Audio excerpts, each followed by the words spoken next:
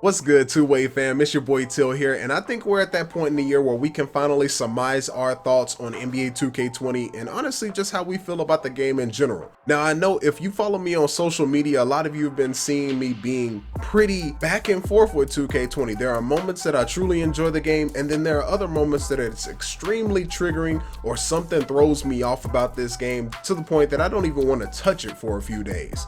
But with that, man, I put my problems or my pros and cons, so to speak, on a piece of paper, and I wanted to just give my thorough review with you guys.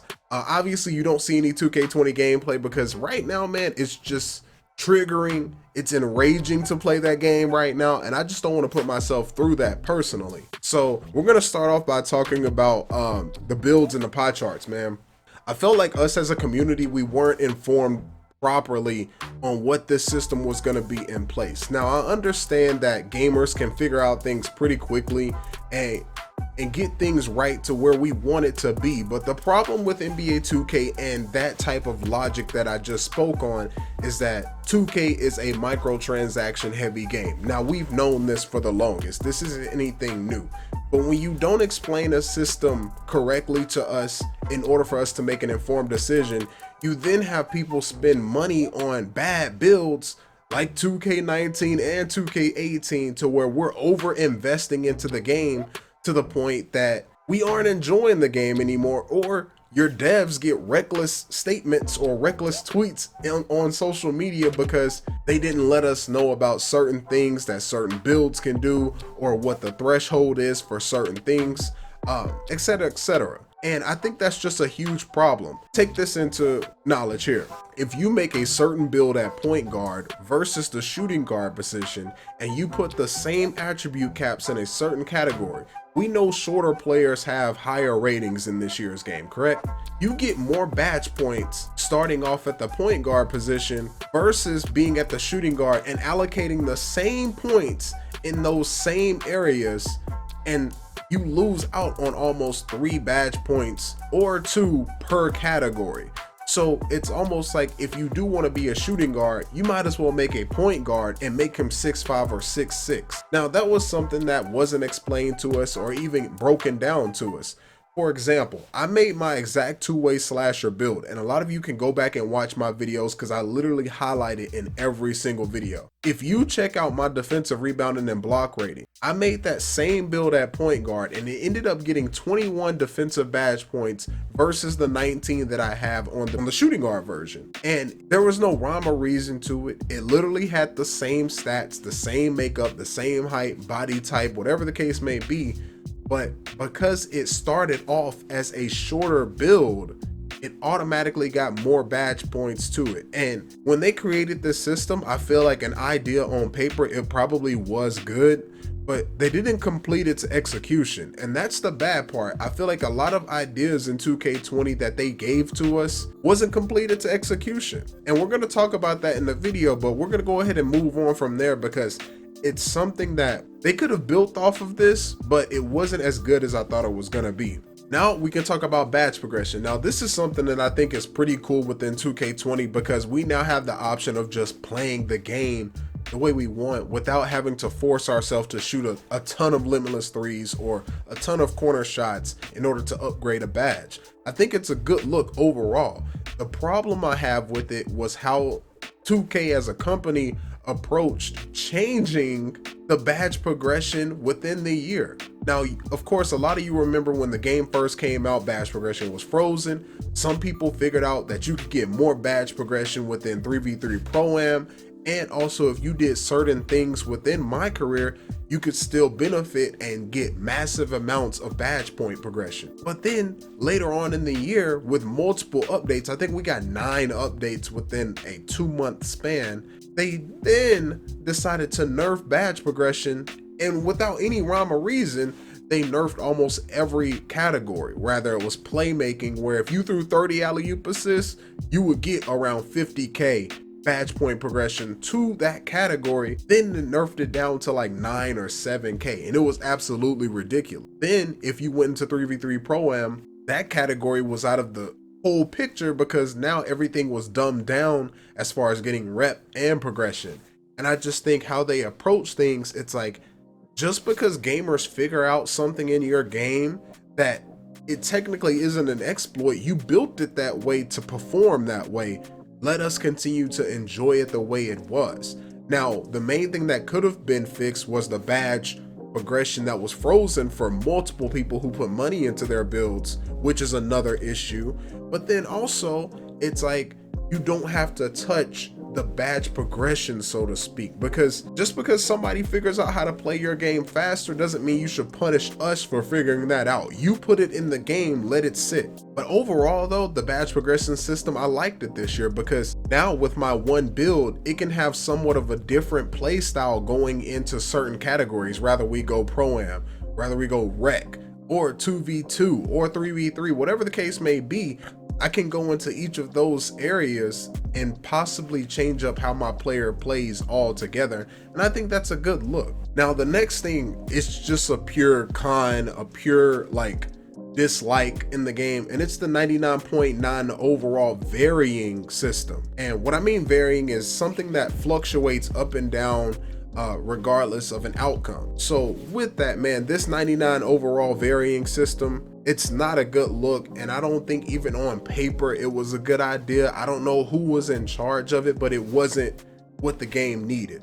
They wanted to try to nerf the road to 99 to where people didn't get to 99 faster, but at the same time, what game have you played outside of 2K now that doesn't allow you to enjoy your player at a max level permanently after you've earned that from playing it for X amount of time or paying your way there? I don't know any game that if you're building a character, i.e. like Dark Souls, Metal Gear Solid, any game that you have a character put in place and you have to get them to max level. So it's level 100, level 99, level 1000, whatever the cap is on that game.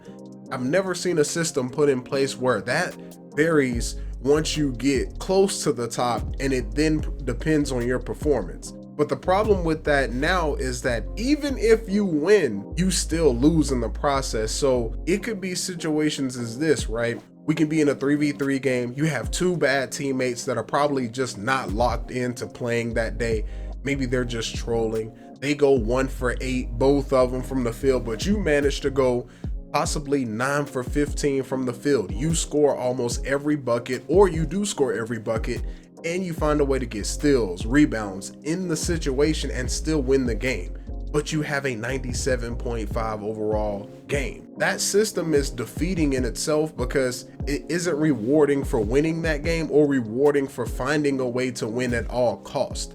And I think that's something that is just not a good look when it comes to NBA 2K20, because there are times where you'll just play a game and you'll find yourself in a situation where your team isn't helping you win, so you do all that you can as a player to get your team in the best opportunity, and you win and you still lose. Or on the opposite spectrum, if you're on the losing team and you climb back in the game due to your efforts or your defensive prowess or the plays that you made on the offensive end, getting your teammates good looks, and then you're punished with a straight 95 overall rating, and regardless of whatever mode you're in, you're gonna lose overall because of that. I just think that whole system put in place is just not a good look, period.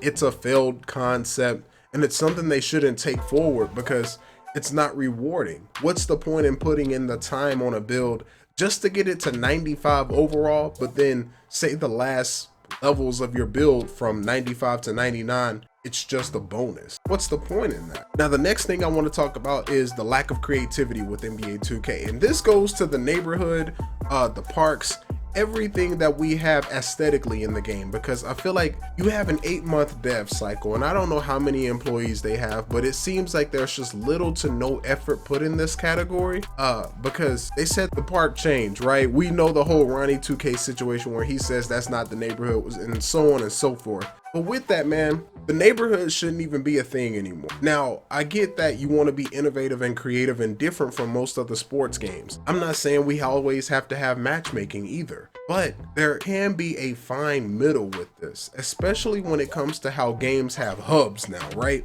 The neighborhood causes so many problems when it comes to latency, lag, lack of creativity, where we're looking at the same park for 2 years in a row yet again. instead of giving us an option where we can have modes that we load into. Now, I'm not saying go back to the 2K13 days, and I want to preface this because before the neighborhood, the problem with 2K13 is we had blacktop. We weren't getting any other looking environments. It was all the same for every single person and everybody. Even the crew mode was a rooftop park that you played on that was just an extended version of blacktop, and that was it. And so it wasn't any better. But what I'm saying is, with the resources 2K has, especially with the people that they know they can travel around the world, they could grab iconic courts from anywhere, make a replica of it and put it in the game. Hell, there was Venice Beach within my career. There was also the Sac Run courts of Kimball Walker's, and we can't even touch those courts as a 2K player in multiplayer. Bring back matchmaking in that sense. Let us have a hub where we can run around, dance with our friends, go to the shops, shoot around if we want to in Rec or Pro-Am, but then when it's time to load into a game, allow us to just hit start and pick 3v3 public, 3v3 ranked, 2v2 public, 2v2 ranked, and then separate that, and then also add 5v5, and then also add your events in that category too. So if you have a special event, we can just press start, click on that event, it loads us into it very quickly. It takes us to an entirely new environment that you guys have created for us, versus trying to force it into this hub that causes so many problems within the neighborhood. Now, I know the game is built on PC, so some people don't have problems with it. I myself play on an Xbox One X. I don't have any problems with the neighborhood most of the time, but it's the fact that if this is limiting your creativity with giving us new parks or new modes or whatever the case may be, scrap the neighborhood, make it just a spot to just be in the middle between my career and playing multiplayer. And then after that, make multiple environments for us like they do in the mobile games or like other games like NBA Live, so to speak. But with 2K20, I just think it's a lack of creativity. It's just they don't even try when it comes to one of the biggest modes that's a money getter for them in this whole thing outside of my team. Now, I know my team is always going to be a deep pocket pit for most people that play that mode. But as far as us that play Park, my career, just give us some creativity with it. New parks, new environments, and we don't need the neighborhood. People can squad up just like they do in Call of Duty, just like they do in Apex Legends, Fortnite, and any huge game, and it won't hinder them from just pressing start and going to a lobby 3v3 ranked or 3v3 public. Now, when it comes to the next thing I want to talk about is the Clunky movement system. And I know a lot of people will counter this saying, well, all you have to do is fake pass. All you have to do is pump fake. All you have to do is hit this hesitation and you'll break out of that move. That's not the point. When I play a fighting game, there are cancels for certain moves, but it shouldn't be the core issue in the game for me to enjoy the game. If I want to hit a jump shot fast off a catch and shoot situation, I should be able to catch and pull up. We watch that in the NBA with guys like Klay Thompson. I'm not one to give a game excuses, especially them being a billion-dollar company. There is no excuse for the movement system to be this bad, i.e., we got players with 99 speed, 99 acceleration that can barely plant their feet and run the other direction. It's just one of those things that's a massive problem for me, and the movement is just simply clunky. The reason is that's why you see everybody spam the same moves. When it comes to the offensive side of the ball, everybody's doing the behind the back hesitation, or they're doing some type of Kobe-based size up, whatever the case may be. Everybody dribbles the same, regardless if you want to say so or not, because we know those moves actually give us an advantage if we know the moves. And that's the issue with 2K, man. I just can't shove it off that a billion-dollar company has allowed us to have simple moves in the game, and we can't break out of that doing something different to create for ourselves. That's where the lack of creativity expands. It goes into this movement system that is so limiting that it's better than 2K19, but foot planning and the speed threshold, those two things are absolutely terrible in 2K20. But guys, with this video, man, I really just wanted to give my review on 2K20. I'm having a hard time continuing to make content on this game just because when I hop on, I have a hard time finding people to play with. A lot of people that I did start the year playing 2K with, they're done. But when it comes to 2K20, man, I think I just surmise my thoughts as best as I can, because with this game, I know I'm just not enjoying it as much. I'm having a hard time creating content for it simply because being in the neighborhood, it takes me over 3 hours to get maybe 3 or 4 games that are good.